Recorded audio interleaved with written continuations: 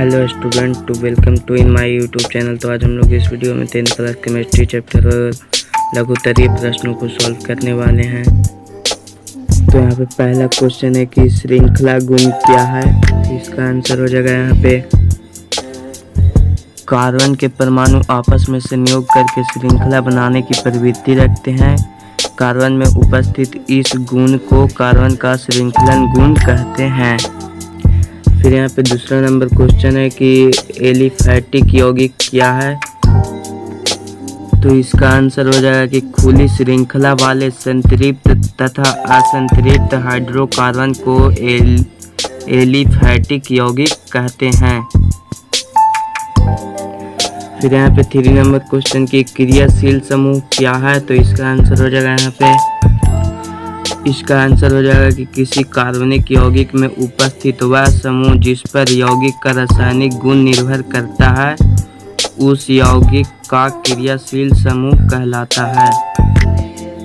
फिर यहाँ पे 4 नंबर क्वेश्चन की कार्बनिक यौगिक की अपेक्षा अकार्बनिक यौगिक की अपेक्षा कार्बनिक यौगिकों की संख्या अधिक क्यों है। तो इसका आंसर हो जाएगा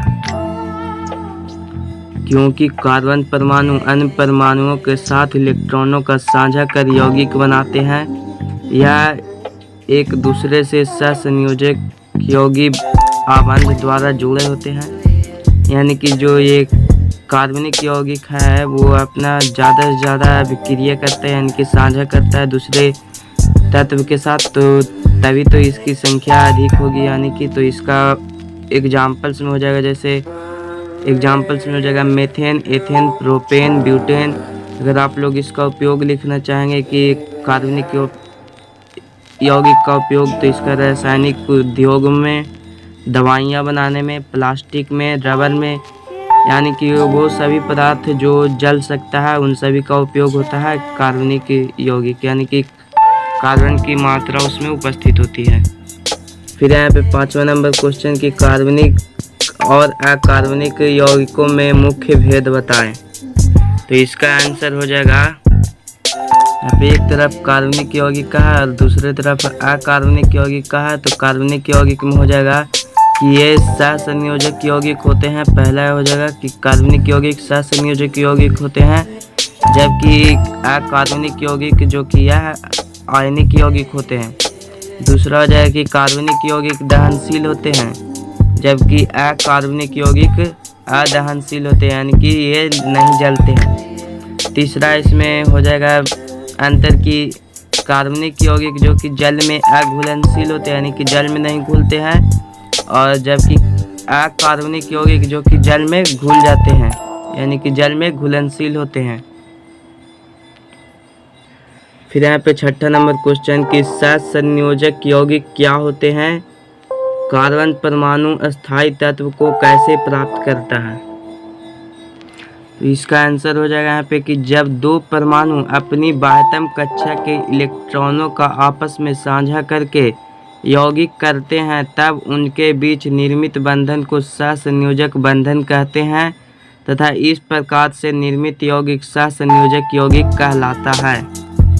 फिर यहाँ पे अगला कि कार्बन परमाणु अस्थायी तत्व को कैसे प्राप्त करता है। तो यहाँ पे तत्व है जो कि कार्बन है, जिसकी परमाणु संख्या 6 होती है और इसका परमाणुता यानी कि इलेक्ट्रॉनों की संख्या, तो पहले कक्षा में यानी कि 2 इलेक्ट्रॉन और दूसरे कक्षा में 4 इलेक्ट्रॉन होते हैं, तो इसकी संयोजकता 4 हो जाएगी। तो लिखेंगे कि चूँकि परमाणु अपने अस्थायी तत्व के लिए अक्रिय गैस विन्यास को प्राप्त करना चाहते हैं, यानी कि ये चाहते हैं कि हम अक्रिय गैस जैसी, यानी कि हम किसी के साथ भी अभिक्रिया नहीं करें, यानी अभिक्रिया नहीं करना चाहता है। तो यहाँ पे ये कार्बन है जो कि हाइड्रोजन के साथ संयोग करता है, यानी कि तत्व है हाइड्रोजन जिसकी परमाणु संख्या 1 होती है और इसके बाह्यतम कक्षा में यानी कि 1 ही इलेक्ट्रॉन होते हैं और इसकी संयोजकता 1 होती है।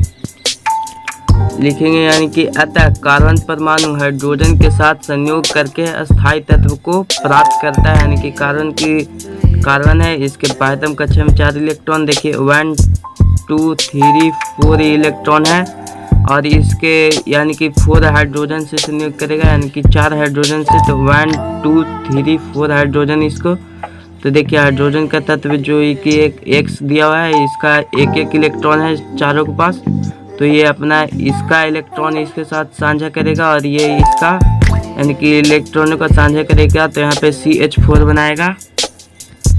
यानी कि यहाँ पे कोई तत्व जो कि C है, इसके बाह्यतम कक्षा में 4 इलेक्ट्रॉन है, तो 4 इलेक्ट्रॉन दे देंगे, 1 2 3 और ये 4 इलेक्ट्रॉन दे दिए। और यहाँ पे हाइड्रोजन के पास कितना है, तो 1 इलेक्ट्रॉन था यहाँ, तो यहाँ पे हाइड्रोजन लिख देंगे, यहाँ पे 1 इलेक्ट्रॉन दे देंगे। यहाँ पे दूसरे हाइड्रोजन के पास भी 1 इलेक्ट्रॉन है, दे देंगे 1 इलेक्ट्रॉन है। यहाँ पे तीसरे हाइड्रोजन के पास भी 1 इलेक्ट्रॉन है और यहाँ पे चौथे हाइड्रोजन के पास भी यानी कि 1 इलेक्ट्रॉन है। तो ये इसका जो कि पहला कक्षा है वो हाइड्रोजन का 2 इलेक्ट्रॉन से ही पूर्ण हो जाता है, तो ये इसके साथ साझा करेगा। तो यहाँ पे देखिए इसका 2 हाइड्रोजन पूर्ण हो गया प्रथम कक्षा में, और इसका भी देखिए यहाँ पे 2 इलेक्ट्रॉन में हाइड्रोजन का पूर्ण हो गया प्रथम कक्षा, और इसका भी जो कि 2 इलेक्ट्रॉन से पूर्ण हो गया और इसका भी 2 इलेक्ट्रॉन से पूर्ण हो गया। तो यहाँ पे जब ये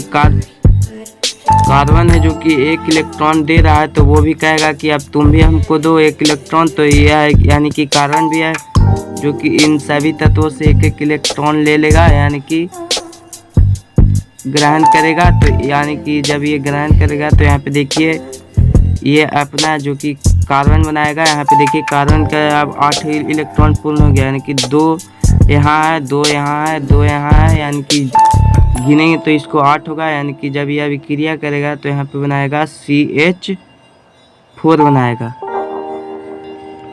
यहाँ पे 7वां नंबर क्वेश्चन है कि समावयवी क्या है। तो इसका यहाँ पे आंसर हो जाएगा कि वे कार्बनिक यौगिक जिनके अनुसूत्र समान होते हैं लेकिन भौतिक व रासायनिक गुण भिन्न भिन्न होते हैं, वे क्या कहलाते हैं, तो समावयवी कहलाते हैं। फिर यहाँ पे 8वां नंबर क्वेश्चन कि शीर्ष ट्रांस समयवता क्या होती है। तो इसका यहाँ पे आंसर हो जाएगा वैसे साम्यावी जिनमें 2 समान समूह द्विबंध के एक ओर स्थित हो, शीर्ष समावयवता कहलाते हैं। और दूसरा हो जाएगा वैसे समावयवी जिनमें 2 समान समूह द्विबंध के विपरीत दिशा में स्थित हो, वो ट्रांस समयवता कहलाते हैं। देखिए यहाँ पे शीर्ष यानी कि दोनों एक ही ओर स्थित है, यहाँ पे शीर्ष में, और ट्रांस में जो कि विपरीत दिशा में स्थित है। तो आप लोग इसको समझ ही गए होंगे। चलते हैं अब हम लोग को अगले क्वेश्चन की ओर। यहाँ पे अगला क्वेश्चन कह रहा है जीवन शक्ति का सिद्धांत क्या है। तो इसका आंसर हो जाएगा कि जीवन शक्ति का सिद्धांत यह है कि कार्बनिक यौगिक सिर्फ सजीव स्रोत से ही प्राप्त किए जा सकते हैं तथा उन्हें प्रयोगशाला में तैयार करना संभव नहीं है। यहाँ पे ये आंसर हो जाएगा इसका। फिर है 10वां नंबर क्वेश्चन कि हीरा और ग्रेफाइट के भौतिक गुणों में अंतर पड़ने का क्या कारण है। तो इसका आंसर हो जाएगा, आप लोग इसका आंसर लिख लीजिएगा कि प्रकृति में कार्बन कई रूपों में पाया जाता है। हीरा तथा ग्रेफाइट कार्बन की अपरूप अवस्थाएं हैं जिनके कार्बन परमाणुओं की व्यवस्था में भिन्नता होती है, अतः इनके भौतिक गुण में अंतर पाया जाता है। चूँकि हीरा में कार्बन परमाणु त्रिविमीय संरचना में जुड़े होते हैं, और जबकि ग्रेफाइट में परमाणु 3 कार्बन परमाणु जुड़कर एक तल में सहसंयोजक बंधन द्वारा जुड़कर षटकोणीय वलय बनाते हैं। यहाँ पे देखिए हीरा का संरचना जो कि कुछ इस प्रकार बनता है, और ग्रेफाइट का संरचना देखिए यहाँ पे ग्रेफाइट का संरचना जो कि कुछ इस प्रकार बनता है। तो चलते हैं हम लोग अगले क्वेश्चन की ओर। यहाँ पे 11 नंबर क्वेश्चन है कि कार्बनिक यौगिकों के स्रोत क्या होते हैं। तो इसका आंसर हो जाएगा कार्बनिक यौगिकों के स्रोत मुख्यतः कोयला, पेट्रोलियम और पेड़ पौधे हैं, लेकिन मुख्यतः कोयला, पेट्रोलियम और पेड़ पौधे ही हैं। जबकि ऐसे लिखना है तो चीनी, सिट्रिक अम्ल, एस्टिक अम्ल, तेल व वसा, यूरिया आदि भी यानी कि इत्यादि हो जाएगा, इस लिख सकते हैं। फिर है 12 नंबर क्वेश्चन की अकार्बनिक यौगिकों से कार्बनिक यौगिक कैसे बनाए जाते हैं। तो इसका आंसर हो जाएगा कि अकार्बनिक यौगिकों से कार्बनिक यौगिक गर्म करके प्राप्त किया जाता है। जैसे मैं यहाँ पे एग्जाम्पल की ले लेंगे कि बोहलर ने प्रयोगशाला में यूरिया का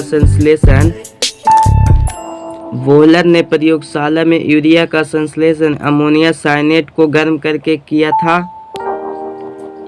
यहाँ पे अमोनिया का सूत्र हो जाएगा NH4CnO। जब इसको गर्म करेंगे यानी कि उष्मा देंगे तो यहाँ पे बनाएगा H2NC डबल बॉन्ड ONH2 यानी कि यहाँ पे यूरिया बन जाएगा। फिर है 13 नंबर क्वेश्चन की निम्नांकित में एल्कीन को चुनने, यानी कि इसमें से एल्कीन कौन है ये बताना है। तो एल्कीन का यहाँ पे सामान्य सूत्र होता है CnH2n+1 यानी कि एल्कीन का सामान्य सूत्र होता है। तो इसमें से देखेंगे यानी कि कार्बन जितना रहेगा उसका हाइड्रोजन यानी कि उसका दुगना, यहाँ पे गलती हो गया, CnH2n ही होता है। तो यानी कि कार्बन जितना रहेगा हाइड्रोजन उसका दुगना होगा। चलिए यहाँ पे ऑप्शन में खोजते हैं, यानी कि कार्बन जितना रहेगा और हाइड्रोजन उसका दुगना होगा। तो यहाँ पे कार्बन 2 है यानी कि हाइड्रोजन 6 है, तो यानी कि यह दुगना नहीं है। फिर यहाँ पे दूसरा C2H4 यानी कि कार्बन का हाइड्रोजन दुगना यानी कि यह होगा। फिर अगला यहाँ पे चेक करते हैं तो C3H4 यानी कि यह नहीं होगा। C2H2 यानी कि यह भी दुगना नहीं है। C6H6 यानी कि यह भी नहीं है। तो इसका आंसर हो जाएगा C2H4 जिसका नाम यानी कि एथीन होता है, इसका नाम एथीन होता है। फिर है 14 नंबर क्वेश्चन की एल्केन के जांच की एक विधि बताएं। तो इसका आंसर हो जाएगा यहाँ पे एल्कीन कार्बन टेट्राक्लोराइड में घुलित ब्रोमीन के पीले रंग को रंगहीन बना देता है, यानी कि इसका यहाँ पे आंसर हो जाएगा कि एल्कीन कार्बन टेट्राक्लोराइड में घुलित ब्रोमीन के पीले विलयन को रंगहीन बना देता है। फिर यहाँ पे 15 नंबर क्वेश्चन की निम्नलिखित को कैसे प्राप्त किया जाता है, यानी कि एथेनॉल को कैसे प्राप्त किया जाता है। तो इसका आंसर हो जाएगा कि व्यापारिक विधि में एथेनॉल को चीनी या स्टार्च के किण्वन द्वारा प्राप्त किया जाता है। तो चाहे तो आप लोग इसका समीकरण यहाँ पे लिख लेंगे। तो यहाँ पे चीनी है हो जाएगा, यानी कि चीनी से प्राप्त किया जाता है। तो C12H11 चीनी का सूत्र है। H2 है यानी कि जल। इन्वेस्टेस यानी कि ईस्ट से प्राप्त किया जाता है। तो यहाँ पे C6H12O6 यहाँ पे ग्लूकोज और C6H12O6 यानी कि फ्रक्टोस। तो यहाँ पे आप लोग देख रहे हैं कि किस प्रकार एथेनॉल जो कि प्राप्त हो रहा है। फिर है इसी का दूसरा है एथेनोइक अम्ल कैसे प्राप्त किया जाता है। एथेनोइक अम्ल यानी कि जिसको एस्टिक अम्ल भी कहते हैं। तो एथेनोइक अम्ल को प्राप्त करेंगे यहाँ पे तो एथेनॉल अम्लीय KMnO4 से ऑक्सीकृत होकर एसिटाल्डिहाइड देता है तथा एसिटाल्डिहाइड पुनः ऑक्सीकृत होकर एस्टिक अम्ल देता है। तो यहाँ पे इसका समीकरण लिखेंगे कि CH3CH2OH यानी कि यह एथेनॉल का सूत्र है। KMnO4 यानी कि KMnO4 से ऑक्सीकृत होकर CH3COH यानी कि यहाँ पे क्या तो एसिटाल्डिहाइड बना रहा है और यहाँ पे फिर पुनः ऑक्सीकृत होगा KMnO4 से यहाँ पे पुनः ऑक्सीकृत हो रहा है। तो यहाँ पे CH3COOH यानी कि एस्टिक अम्ल यहाँ पे बन रहा है। एस्टिक अम्ल का सूत्र होता है CH3COOH। फिर यहाँ पे 16 नंबर क्वेश्चन की एथेनॉल पीने से कौन सा बुरा प्रभाव पड़ता है। तो इसका आंसर हो जाएगा यहाँ पे इसका आंसर हो जाएगा कि एथेनॉल को एल्कोहल के नाम से भी जाना जाता है जिसका उपयोग शराब के रूप में किया जाता है। इसको पीने से नशा आता है, यानी कि नशा हो जाता है। और एल्कोहल का लगातार यानी कि इसका लगातार सेवन से आलस, मानसिक व्याकुलता तथा मूर्छा आती है। इसका यहाँ पे आंसर हो जाएगा। फिर यहाँ पे 17 नंबर क्वेश्चन की सिरका क्या है, इसके उपयोग को बताएं।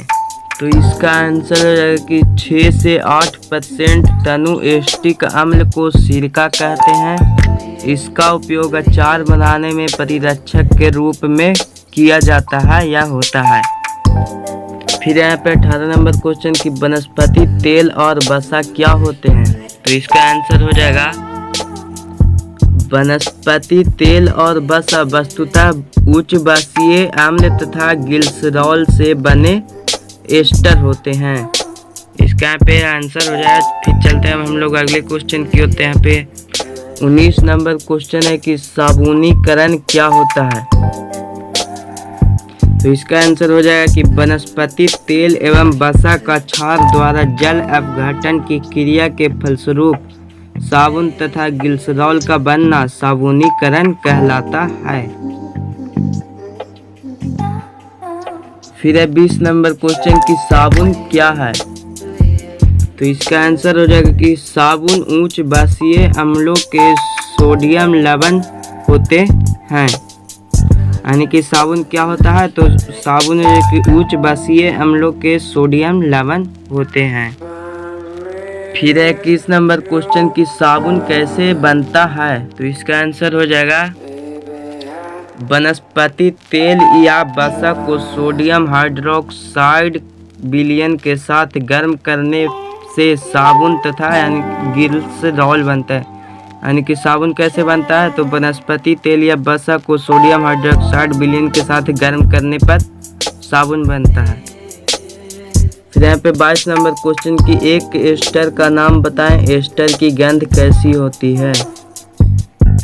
यहाँ पे एक एस्टर का नाम पूछ रहा है, तो मेथिल एसीटेट या फिर एथिल एसीटेट कुछ भी लिख सकते हैं। तो एस्टर की गंध कैसी होती है, तो एस्टर की गंध फल जैसी मीठी होती है। कि एस्टर की गंध फल जैसी मीठी होती है।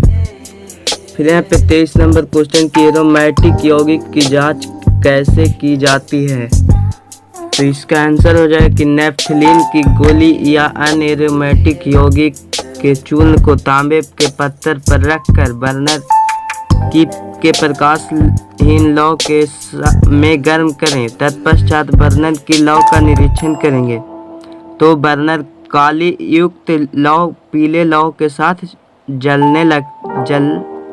यानी कि जलती है। फिर यहाँ पे 24 नंबर क्वेश्चन की मिसेल्स क्या होते हैं। मिसेल्स क्या होते हैं, तो इसका आंसर हो जाएगा कि स्टीयरेट आयन का हाइड्रोकार्बन भाग अध्रुवीय होता है जिसे पुछला कहते हैं। यह भाग तेल या ग्रीस में घुल जाता है तथा इसका शीर्ष ध्रुवीय होता है जो जल के अणुओं से संयोजित होकर कोलाइडी आकार के कण बनाते हैं जिन्हें मिसेल्स कहते हैं। यहाँ पे जिन्हें मिसेल्स कहते हैं, इसका आंसर यह हो जाएगा। फिर है 25 नंबर क्वेश्चन की सममूलक श्रेणी क्या है। तो इसका आंसर हो जाएगा यहाँ पे सममूलक श्रेणी क्या है, यानी कि जिसको समजातीय श्रेणी भी कहते हैं। तो इसका आंसर हो जाएगा कि यौगिकों की ऐसी श्रृंखला जिसमें कार्बन श्रृंखला में स्थित हाइड्रोजन को एक ही का प्रक्रियात्मक समूह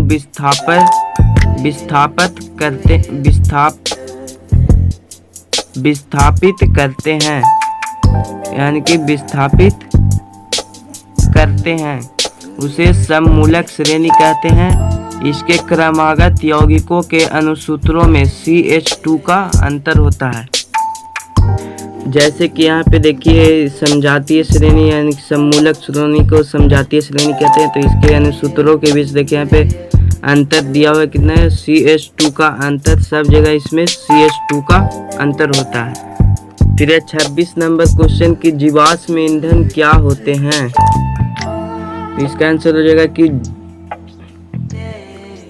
जीवाश्म यानी कि पृथ्वी के अंदर लाखों वर्ष तक मृत पौधे, पेड़ पौधे और जानवरों का मिट्टी, बालू एवं चट्टानों की परतों के बीच दबे रहने के फलस्वरूप जो पदार्थ बनता है उन्हें जीवाश्म कहते हैं।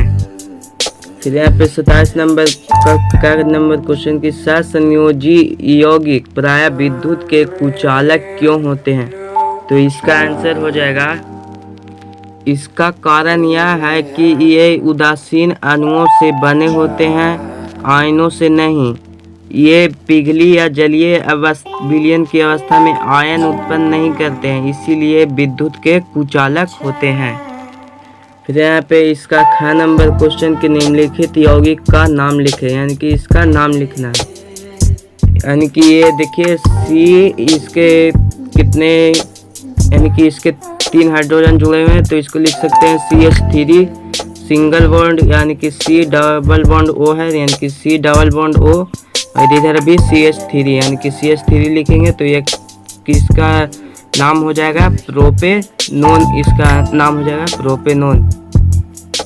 फिर है इसका 11 नंबर क्वेश्चन की उस यौगिक का नाम लिखें जो सोडियम कार्बोनेट पर एथेनोइक अम्ल डालने से उत्पन्न होती है। आप इस गैस की उत्पत्ति कैसे सिद्ध करेंगे? उस गैस का नाम बताना है, तो यहाँ पे CO2 गैस हो जाएगा, और यहाँ पे बताना है कि उस गैस की उत्पत्ति का सिद्ध कैसे करेंगे। तो इसका आंसर हो जाएगा यहाँ पे इस गैस की उत्पत्ति को सिद्ध करने के लिए एथेनोइक अम्ल और सोडियम कार्बोनेट के साथ अभिक्रिया करेंगे, जिसके फलस्वरूप CO2 गैस मुक्त होती है। तो यहाँ पे इसका समीकरण लिख दिए हैं, तो यहाँ पे CH3COOH यानी कि किसका सूत्र होता है? तो यह होता है सूत्र जो कि एथेनोइक अम्ल का सूत्र होता है, और यहाँ पे प्लस यानी कि कार्बोनेट के साथ अभिक्रिया कर रहे हैं, सोडियम कार्बोनेट के साथ, तो Na2CO3 के साथ अभिक्रिया करेंगे तो इसके फलस्वरूप क्या प्राप्त होता है? तो यहाँ पे CH3COONA plus H2O plus CO2, यहाँ पे कार्बन डाइऑक्साइड जो कि गैस मुक्त हो रहा है।